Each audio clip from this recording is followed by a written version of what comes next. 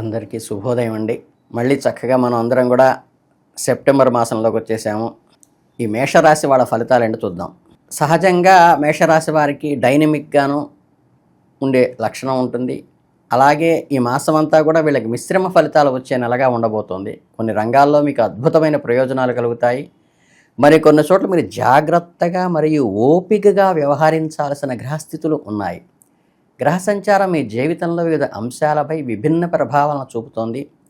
వ్యాపారము, విద్య, కుటుంబము విషయాల పరంగా పరిశీలిద్దాం.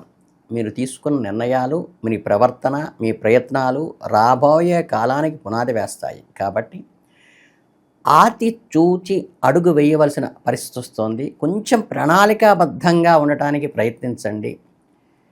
అందుకని ఏంటంటే దీనివల్ల ప్రతికూల ఫలితాలను తప్పించుకుని మనకు అనుకూలంగా మలుచుకోవచ్చు. కెరీర్ పరంగా మేషరాశి వారికి సెప్టెంబర్ 25 సాపేక్షంగా ఫలితంగా ఉంటుంది. మీకేంటంటే మీ వృత్తి జీవితంలో కొన్ని ముఖ్యమైన మార్పులు చేటు చేసుకుంటాయి.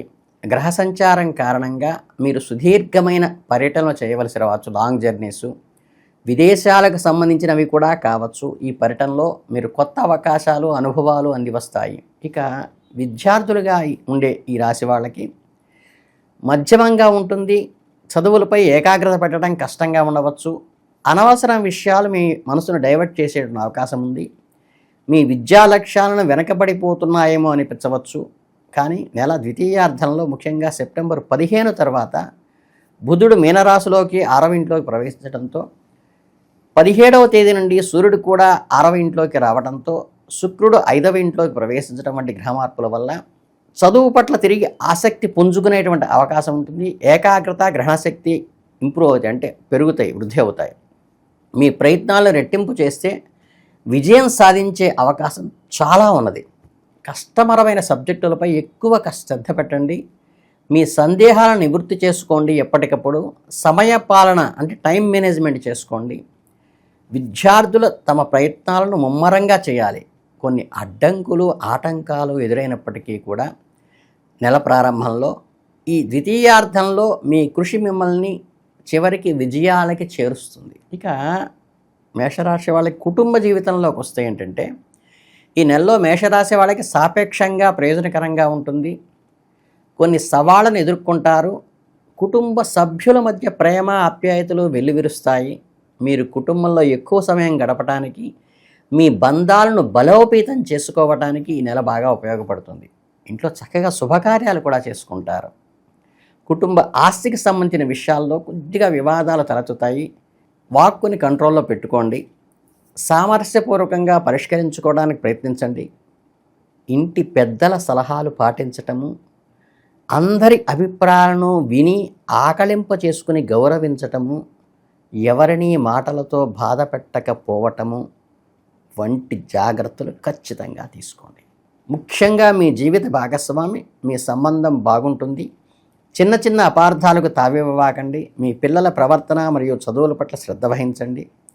అలాగే కుటుంబ సభ్యుల మధ్య ఐక్యతను కాపాడటానికి మీ వంతు సాయం మీరు చేయండి. మీ ప్రయత్నం మీరు చేయండి. మీ కుటుంబంలో శాంతి మరియు సంతోషాన్ని మీ ద్వారా నెలకొల్పారన్న గుర్తింపు రావాలి మీకు.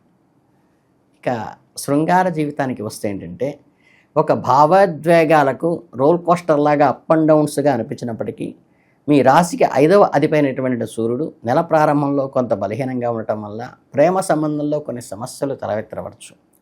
వాదోపవాదాలు కూడా జరగవచ్చు. కానీ ఒకరినొకరు అర్థం చేసుకోవడానికి స్వయంగా ప్రయత్నించండి. మీ భాగస్వామి యొక్క భాగాలను గౌరవించటము, వారి తగినంత సమయం కేటాయించడం ద్వారా మీ అహము లేదా సంబంధాన్ని కాపాడుకోవడం చేసుకోండి. అలాగే శుక్రుడు 5వ ఇంట్లోకి ప్రవేశించడం పరిస్థితులు మెరుగుపడతాయి. మీ ప్రేమ జీవితంలో శృంగారము, మాధుర్యము వెల్లివిరుస్తాయి. తిరిగి అవివాహితులకైతే కొత్త ప్రేమ ప్రతిపాదనలు వచ్చే అవకాశం ఉంది. వివాహితులకైతే తమ వివాహ జీవితంలో సాన్నిహిత్యాన్ని పెంచుకోవడానికి ప్రయత్నిస్తారు. ఇష్టమైన బహుమతులు ఇచ్చి వారి మనసు గెలుచుకోవడానికి మంచి అవకాశం ఇది. ఈ నెలలో ప్రేమ జీవితంలో సహనము, అవగాహన చాలా అవసరం అని తెలియజేస్తుంది. ఈ సమయంలో శారీరక, మానసిక అలసట కొద్దిగా కలుగుతుంది. అధిక పని ప్రభావము మరియు ఒత్తిడి ఎదుర్కోవాల్సి రావచ్చు. పై అధికారులు లేదా సహోద్యోగుల నుంచి కొన్నిసార్లు సహకారం ఆలస్యం కావచ్చు. కానీ పట్టుదలతో చివరికి మీరు విజయాన్ని సాధిస్తారు. మీ పనులను సకాలంలో పూర్తి చేసుకోవటానికి, మీ లక్ష్యాలను సాధించుకోవటానికి, మీ నైపుణ్యాలను మెరుగుపరుచుకోండి, లేటెస్ట్ టెక్నాలజీని ఇంప్లిమెంట్ చేసుకోండి. అలాగే సహోద్యోగులతో అనవసరమైన వాదనలకి దిగబాకండి. ఈ మాసం అంత మంచిది కాదు. కోరల్స్కి దూరంగా ఉండండి. అందరినీ కలుపుకుపోండి. మీ భావోద్వేగాలను నియంత్రించుకుని వృత్తిపరంగా కొంచెం సంయమనంతో వ్యవహరించడం అనేది అవసరం. వ్యాపార రంగంలో ఉన్న వాళ్ళైతే కనుక నిపుణులు కొంత సవాలుగా ఉంటుంది. భాగస్వామ్య వ్యాపారాల్లో ఉన్నవారు, అంటే ఈ పార్ట్నర్షిప్లో ఉన్నవాళ్ళు, ఈ పార్ట్నర్స్తో కొంచెం ఆచితూచి వ్యవహరించండి. ఎటువంటి పత్రాల మీద కూడా తొందరపడి సలహా తీసుకోకుండా సంతకాలు పెట్టద్దు. మార్కెట్లో పరిస్థితులను పూర్తిగా అంచనా వేసిన తరువాతే ఎటువంటి పెట్టుబడైనా పెట్టండి. వ్యూహాలను పునఃపరిశీలించుకోండి. ఒక్కసారి రికలెక్ట్ చేసుకోండి మీ ఎయిమ్స్ని, ప్లానింగ్స్ని. కస్టమర్తో సత్సంబంధాలు కొనసాగించడం ద్వారా మీ వ్యాపారాన్ని స్థిరంగా, స్టేబుల్గా ఉండేట్టు చూసుకోండి. ఎటువంటి పొరపాట్లకు తావివ్వకుండా మాట్లాడండి. కొన్ని చట్టపరమైన సమస్యలు తలెత్తేటువంటి అవకాశం ఉంది కాబట్టి ఉద్యోగులతోనూ, మీ తోటి వ్యాపారస్తులతోనూ, కస్టమర్తోనూ సత్సంబంధాలు నెలకొల్పుకుంటూ ప్రతిదాన్ని కొంచెం తగ్గి సంయమనంతో వ్యవహరించి జాగ్రత్తగా బయటికి తెచ్చుకోండి. అలాగే భవిష్యత్తులో మంచి ఫలితాలు ఆశించడానికి కూడా ఈ సహనం అనేది పునాదిగా ఏర్పడుతుంది. ఇక ఫైనాన్స్ పరంగా తీసుకుంటే ఈ మేషరాశి వాళ్ళకి కొంచెం హెచ్చుతగ్గులు లాంటివి ఉంటాయి. అనవసరమైన ఖర్చులు పెరగవచ్చు. మీ బడ్జెట్ను జాగ్రత్తగా ప్లాన్ చేసుకోండి.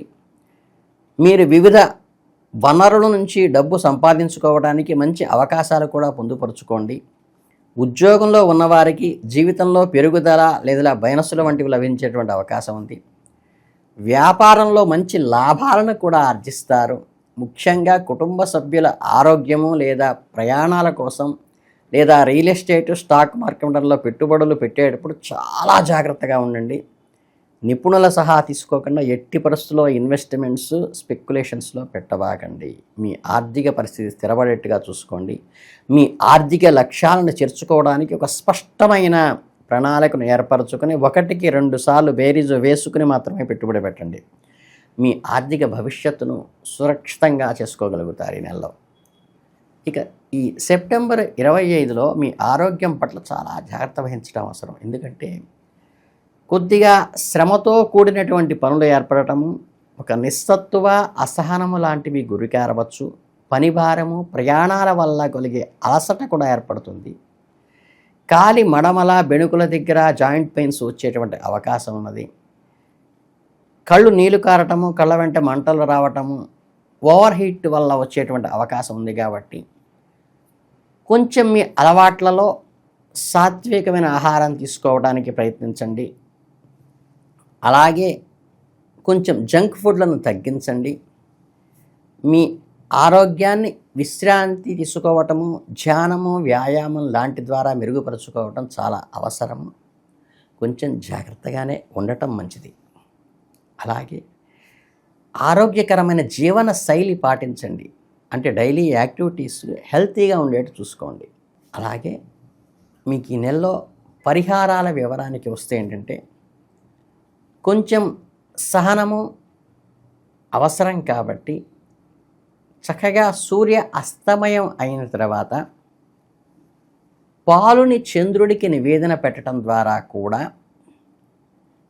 మనకి సూర్యుడికి ఉదయాన్నే అర్ఘ్యం ఇవ్వటము, నివేదన పెట్టడం అందరూ చేస్తుంటారు. అలా కాకుండా పాలని సాయంత్రం పూట వెన్నెట్లో కూర్చుని కృష్ణ నామాన్ని జపిస్తూ, లేదా రాధాకృష్ణుల బొమ్మ ఉంటుంది, వాటిని పెట్టుకుని వాటికి కీర్తనాపూర్వకంగా మనం అర్చన లాంటిది చేసి పాలని వెన్నెల పడేట్టుగా పాలు అక్కడ కనిపిస్తూ కనుక నివేదన పెట్టి ఆ పాలని స్వీకరించడం ద్వారా మనఃకారకమైన చంద్రుడు అనుకూలంగా ఉండి ఎప్పుడు ఎక్కడ ఏ రకంగా వ్యవహరించాలి, స్టెబిలిటీగా వ్యవహరించటం, సంయమనంతో వ్యవహరించటం, సమయస్ఫూర్తితో వ్యవహరించటము మీకు అనుకూలంగా చేస్తాడు. కాబట్టి ఈ వైవాహిక బంధంగా స్పౌస్ పరంగా వచ్చే క్లాషులను అవి నిరోధిస్తాయి. అలాగే మనం ఇందాక అనుకున్నట్టుగా పార్ట్నర్షిప్లో ఉండేటువంటి డీల్స్ని కూడా అది అడ్జస్ట్ చేస్తుంది. అలాగే దూర ప్రయాణాలు కూడా ఉండే అవకాశం ఉన్నది కాబట్టి ప్రయాణాలలో కూడా మన వాతావరణం చుట్టూ ఉన్నటువంటి హ్యాపీయెస్ట్ మూడ్లో ఉండేట్టుగా తయారు చేయడానికి మనఃకారకుడు చంద్రుడు కాబట్టి ఈ చిన్న రెమెడీ చేసుకోండి. చాలా ప్రశాంతంగాను ఆహ్లాదంగా ఉంటుంది. అది చక్కగా ఆ వెన్నెలను చూస్తూ నక్షత్రాలను చూస్తూ ఓ గంట ఓపెన్ ఎయిర్లో చెట్ల మధ్యలో గడపడానికి ప్రయత్నించండి. మీ మనస్సు ఒక కొత్త ఉత్సాహాన్ని, ఒక ఉద్రేకాన్ని తెచ్చుకొని ఒక రకమైన తీపి గుర్తుగా మీకు మిగిలిపోతుందని ఆశిస్తూ ఈ మేషరాశి వాళ్ళందరికీ మనఃపూర్వకంగా చాలా సక్సెస్ఫుల్గా జరగాలని మనస్ఫూర్తిగా కోరుకుంటూ అందరికీ ధన్యవాదాలు. శుభం భూయాత్.